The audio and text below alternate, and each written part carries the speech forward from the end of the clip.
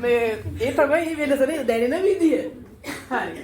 එතකොට සින්දු 50 එකට ගහලා දාලා ඇති මේ වොයිස් පෙමිලි එක බලන්න එක දවසේ සින්දු 50 එකට ගහලා දාලා. හරි ලස්සනයි ග්‍රේඩ් එක. හරි. සර් මොකද? කවුද මතක්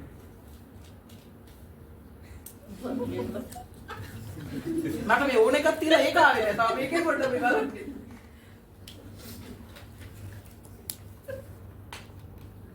කවුරු හරි වෙන අහවල් කෙනෙක් මතක් වුණේ නැද්ද? මාලින් ෆොන්සේකා විජේ කුමාර් කියන්නේ. ෆිල්ම් එක ඇඩ් කරනවා මතක් වුණා. හරි. ඒවත් හරි චිත්‍ර රූපයක එක විදිහටම වෙනවා. සහ තව සමහර අයට මම කියන්නේ විතර කවුරුත් නෑ මේ සම්බන්ධයෙන් ටටක් ගාලා ගෙලිවර කරනවා. මට ෆස්ට් ලව් එක මතක් වුණා කියනවා. හැබැයි මෙරිකල් ඉඳන් දෙවෙනින් ඉන්නේ. ටටකාරට ගියා වගේ. ඔව් එහෙමත් කියනවා. තවත් සමහර තන්නකාරට ගියා වගේ. ඔව්. එහෙමත් කියනවා. තව සමහරක් වෙලාවට මතක් වෙනවා වර්තමානයේ තියෙන අනියම් සබඳතාවය. අන්න එයත් මතක් වුණා. මට මේ වෙලාවේ මට වයිෆ් මේ මතක් වුණේ එයා. නැත්නම් හස්බන්ඩ් මේ මට මතක් වුණේ එයා. එහෙම කියපු දවස් මට හම්බුණා ඈ. ඒකයි මම එහෙම කිව්වේ. ඒ කියන්නේ ගියා මොකද්ද? ඔව්.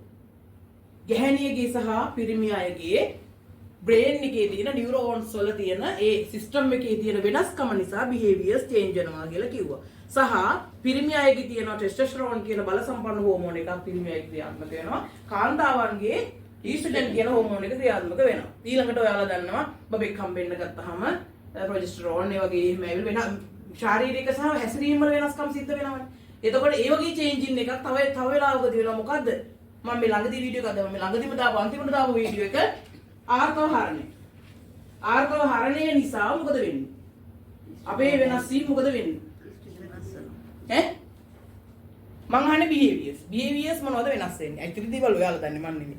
මම අහන්නේ behaviors වල වෙනස් වීම ගැන මම කියන්න දන්නේ. එතකොට behaviors වෙනස් වෙනවා. මොකද්ද වෙන්නේ? ඔන්න සිස්ටර් අවුරුදු 50ට කිට්ටු වුණා නම් අපිට මතක ශක්තිය චුට්ටක් අඩු වෙන්න පුළුවන් කාන්තාවන්ට. තේරුණාද මම කියන එක?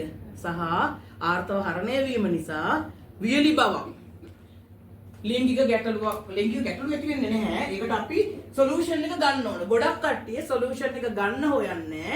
මොකද එතකොට අර හෝමෝන වල වෙනස් වීම. දැන් අපි දන්නවා බබෙක් හම්බෙන්න ඉන්නකොට හෝමෝන වෙනස් වීම නිසා behaviors ගොඩාක් වෙනස් වෙනවානේ. යාට හිටගෙන ඉන්න බෑ, අමාරුයි, පණ නැහැ. ඔය හැමදේම වෙනස් වෙනවානේ යාගේ හැසිරීම වල.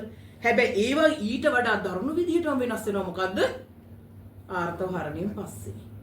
ඒ අර අඩු වෙන ඊස්ට්‍රජන් ප්‍රමාණයට හුරු වෙන තුරු චූටි ප්‍රමාණයන්නේ ඊළඟින් එහාට ඊස්ට්‍රජන් එන්නේ. අර ක්ලන්ද බොළඳ සුකුමාල කාන්තාව ඉන්නවද එතකොට අවුරුදු ඔය ආර්තව හරණයෙන් පස්සේ? නෑ. හැබැයි කවුරුත් ඒක චුට්ටක්වත් හිතුවද? ගෑනු අය අපි ගෑනු අය ඔක්කොම හැමෝම 50 පයින්නවා ආර්තව හරණයකට අපි ලක් වෙනවා කියලා අපි මොහොතකටවත් හිතුවද? හිතනවද? නෑ. හැබැයි ඔය තත්ත්වයට අපි හැමෝටම මුණ දෙන්න වෙනවා. අවුරුදු 45 පැන්නා නම් 50ට කිට්ටු වුණා නම් 55 වුණා නම් ආර්තව හරණය සිද්ධ වෙන්න පුළුවන්. එතකොට මොකද්ද වෙන්නේ? අර සුකුමාල චරිතය අපේ ඇඟේ තියෙනවද? නෑ. හැබැයි ඒ අතරතුර කාලයේදී අධික ලෙස තරහ යන්න පුළුවන්. අපේ මහත්තුරු දැනගන්න ඕනේ මගේ වයිෆ්ට වෙනකට වඩා තරහ යනවා. ඒ තරහ යන්නේ. හේතුව මොකද්ද? ඒ ආර්තව හරණය කරන් ලං වෙලා තියෙනවා සහ ආර්තව හරණය වෙලා තියෙනවා. අනේ පව් අහිංසකයි. ගැහණු සතා අහිංසකයි කියලා මම දේශනයක් දාලා ඉන්නේ. ඒ දේශනේ මම ඔය ගැන කියනවා. ගැහණු සතා අහිංසකයි. පිරිමි සතා අහිංසකයි කියලා දේශනයක් දාලා ඉන්නේ. පව් අපි ආරක ගන්න ඕනේ. මෙතන කවුරුන් මුසින්න. දුක රස විඳින්න. ඔය මානසික ස්වභාවය. දැන් ඔන්න හිතනවා මැඩම් මම ඔයාලගේ ට්‍රීට්මන්ට් එකට එනවා. මම අහවල් දවසේ එනවා. මට මෙහෙම ගැටලුවක් තියෙනවා. කියලා ඒ සතියෙත් නෑ ඊළඟ සතියෙත් නෑ මොකද කරන්නේ යා? අර දුක් එයා දන්නා මට ප්‍රශ්නයක්. මට මේක විසඳ ගන්න ඕනේ කියලා දන්නවා. හැබැයි එයා කැමති මොකද්ද? ඒ මනස ඉල්ලන්නේ මොකද්ද? ඉද්දිකී ස්වභාවය. ඔය ඉද්දිකී ස්වභාවය. ඉල්ලන්නේ මොකද්ද? දුක්ඛ රස විඳින්න. දැන් බ්‍රේන් එකත් එහෙමයි. බ්‍රේන් එකේ ස්වභාවයත් එහෙමයි. බ්‍රේන් එකේදී අපිට සපෝට් කරන්නේ අපි දැන් එක්සෑම් එක කියන්නේ එක්සෑම් දරුවන්ට අපි දෙන්නේ එක්සෑම් කරන දරුවන්ට එයාලට කියන්නේ පුතේ ඔයා A9 ගන්න ඕනේ. A3 ගන්න ඕනේ. A3 ගන්න නම් ඔයා මෙන්න මේ ඇක්ටිවිටිස් කරන්න. මේ විදිහට පාඩම් කරන්න ඕනේ. ඔන්න එයාගේ යටිතර දානවා. එයා ඒ විදිහට එම්පවර් කරලා ගන්නවා. රයිට්. එයා කරගෙන යනවා. හැබැයි ස්ට්‍රෙස් වැඩි වෙන්න බ්‍රේන් එකේ ක්‍රියාකාරීත්වයත් වැඩි වෙනවා. ඔන්න ළමයා ලස්සනට වැඩ කරගෙන යනවා. හැබැයි වැඩ කරගෙන ගිහිල්ලා එක තැනක අපි අර කම්ෆර්ට් සෝන් එකේදී ඊතර අපි සෙට් කරලා තිබ්බේ නැත්නම් දරුවා ආපහු කඩාගෙන වැටෙන්න පුළුවන්. අනේ වැඩක් නෑ අප්පා මට එපා වෙනවනේ. අන්න එහෙම කියලා ඉන්න පුළුවන් හැකියාව තියෙනවා. එතකොට කම්ෆර්ට් සෝන් එකේ අපි තියන්නේ කොහොමද කියන එක අපි කියලා දෙනවා මෙන්න මෙහෙමයි කරගන්න ඕනේ. නැත්නම් අපිට ආපහු වැටෙන්න පුළුවන් අපි. තේරුණා නේද කියන එක? කියන්නේ මට මේක එපා වෙනවා. අන්න එහෙම වෙන්න පුළුවන්. හැබැයි මොකද මනසේ ස්වභාවය එහෙමයි. බ්‍රේන් එක සපෝට් කරන්නේ අපි කැමති දෙයට ඉල්ලන දෙයට තමයි. දැන් මම එකක් උදාහරණයක් කියන්නම්. අපි කියමු දැන් අපේ මිස් යනවා මෙහෙ ඉඳලා අපි කියමු මෙහෙ ඉඳලා යනවා තලාවට. හරි දඹුල්ලට යනවා කියන්නකො. දඹුල්ලට යනකම් ඔයා ගණන් කරන ඔය ආසම කාර්යය. අපි කියමු මොකක් හරි ඇල්ටෝ කියන්නකො. ඇල්ටෝ වගේ කාර් එකක් කියන්න. මං ආස කාර් එක ඒක. තනියම පදින්න. හරි. මං ඇල්ටෝ කාර් එකට කැමතියි. මම මෙහෙ ඉඳලා තමුත් ඒ ගමට යනකම් ඇල්ටෝ කාර් එක ගණන් කරනවා. කාර්ද කමාන්ඩ් එක දෙන්නේ හිතට. මොකද්ද එයාගේ මං ඇල්ටෝ කාර් ගණන් කරනවා. අන්න එකයි හරි. තාටික තුනේ අන්න 2යි 3යි 4යි. ඔන්න. දැන් කියන කාර් 13ක් දැක්කා. කාර් 14ක් දැක්කා. ඔය 14 අනිත් දවස්වල තිබුණේ නැද්ද? තිබුණා. එතකොට දැක්කද? ගණන් කරේ නෑ නෙමෙයි. මනසට කමාන්ඩ් එකක් දුන්නේ නෑ. මොකද්ද? මේක බලන්න. බලන්න. මම 13ක් මම එයාට ගණන් කරනවා. කාටද කමාන්ඩ් එක දුන්නේ? මනසට. දැන් පාඩම් කරන ළමින් මතක හිටින්නේ නැහැ කියලා කියනවා නේද? මතක හිටින්නේ නැති වෙනකොටත් අපි ට්‍රීට්මන්ට් කරන්නේ මේ සිස්ටම් එකට. ඇයි මතක හිටින්නේ නැත්තේ? ගුරුවරයා පිළිබඳව තියෙනවා නම් අනේ යා හරියන්නේ නැහැ. යා උගන්නන විදිය හොඳ නැහැ. ඒ යා උගන්නන විදිය හොඳයි. හැබැයි දරුවෝ ගැටි දෙන්නේ මොකද්ද? යා උගන්නන විදිය වැඩක්. වැඩක් නෑව තමයි. අපි ඉල්ලන දේ තමයි මනස අපිට දෙන්නේ. දැන් ඔය කාර් 13 අපි ඔයිට කලින් දැක්කේ නැද්ද? සිහියෙන් බැලුවේ නෑ. සිහියෙන් බැලුවේ නෑ. ඒ පිළිබඳව මතකයට ආවේ නෑ. මතකයට එන්නේ නෑ. සිහියෙන් බැලුවොත් අපි ඉල්ලන දේ අපිට දෙනවා. දැන් ඉල්ලුවේ මොකද්ද? දැන් ඔහොම එක දිගට උදාහරණයක් මම මේ කියන්න ගත්තේ ස්ට්‍රෙස් වල සම්බන්ධ කරන්නයි බැලුවේ.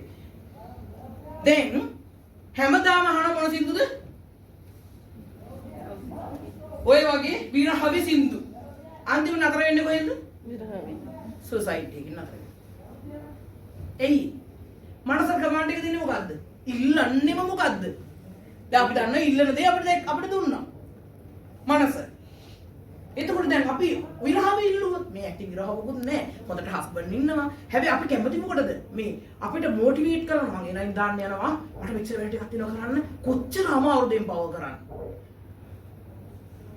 මේ යන්නේ එම්පවර් කර අපි හොඳ දෙයකට එම්පවර් කරන්න කොහොමද වෙන්නේ? හරි අමාරුයි. මොන ලෝකේ කඩාගෙන ආවත් මම මගේ. මට කවුරු බැන්නත් මම මගේ. මම ඔයා නිසා ඉති කරගන්නේ. ඔයාට ඕන නම් මට බනින්න ඕන කෙනෙක් මට බනින්න. හැබැයි මම මට වැඩක් නැහැ. බැන්නයි කොහා තියාගන්න. මම මගේ. අර ඕන කෙනෙක් බනින්න. මට ස්ට්‍රෙස් එකක් දැනෙයිද? අනිත් එක තමයි බනින කෙනෙකුට කරන්න තියෙන හොඳම දේ මොකක්ද අපි? සතුටින් ඉන්න බංග. සතුටින් ඉන්න බංග. ඊට වඩා හරිද මම මේ ලෝකේ නැත. ඇයි ඇති වෙනකම් මම බැන්න. යාළුවෙක් කියන්නකෝ අපි හොඳම යාළුවෙක්. මට මොකක් හරි මගේ අපි දෙන්න අතර ප්‍රශ්නයකට මට හැම වෙලෙම මෙයා බනිනවා. දැන් ඒක කොච්චර බැන්නත් මම කාගේද? මගේ පුයා නිසා මම දුක් වෙන්නේ නැහැ නේ. මම ආතල්ලේ ඉන්නවා. අම්මා මැනගෙන හොඳ උදාහරණයක් බලන්නකෝ. චූටි පුතාට අම්මා බනිනවා. බනිනකොට පුතා හිනා යනවා නගයි මොකද ඔයාට හිතෙන්නේ? මට මං ගහන්න දෙන්නේ. හිතනවද නේද? ගහන්නේ අපි මං වන්නේ එක එයාට රිදෙනවා නම් මට හිතෙන්නේ මොකද්ද? අදන්න නියමෙට. සතුටක්. දැන් හරි මම වල පනිෂ් කරා එයාට. මට හරි සතුටුයි. අහගෙන කියන්නේ ආයි කරන්නේ. පැහැදිලිද කියන්නේ? පැහැදිලිනේ? එතකොට කරන්න තියෙන එකම දේ දෙන දඬුවම මොකද්ද? යාළුවේ කවුරු හරි මේ ලෝකෙ කිසි කෙනෙක් ඔයාට ඔයා ගන්න විදිය අනුව තමයි Tamanට ස්ට්‍රෙස් එකක් ඇති වෙන්නේ. වර්ක් ලෝඩ් එක මට නවත්තන්න පුළුවන්ද?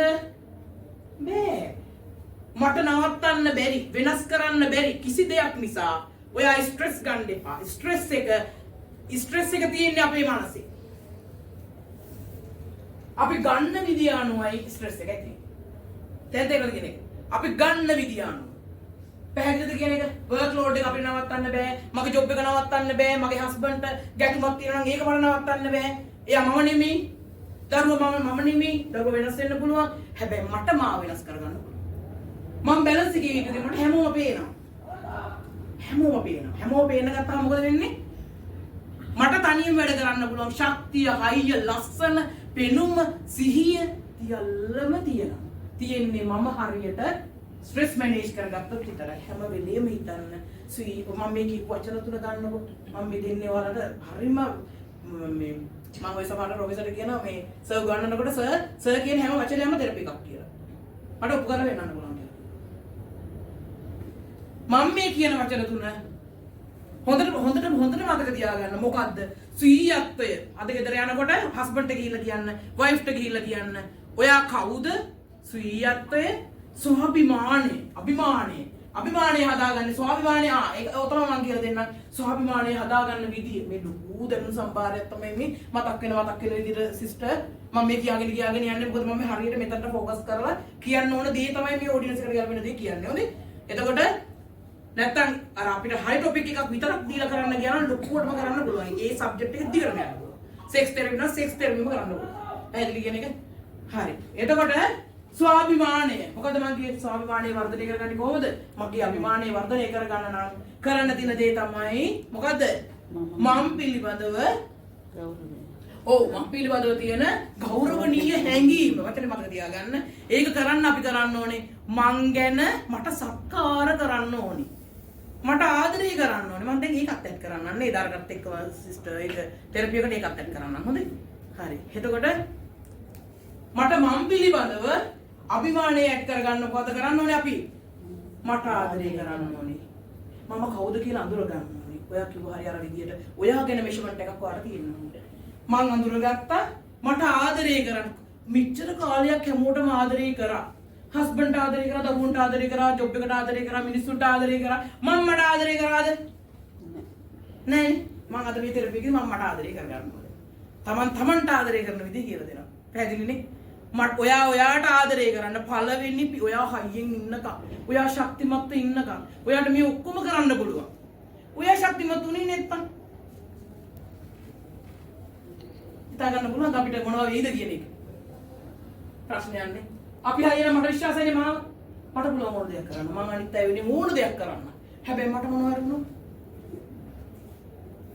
මම කවුද කියලා මනින්න. මට ආදරය කරන්න, මට සත්කාර කරන්න නේද? තමන්ට තමන් සත්කාර කරන්න, තමන්ට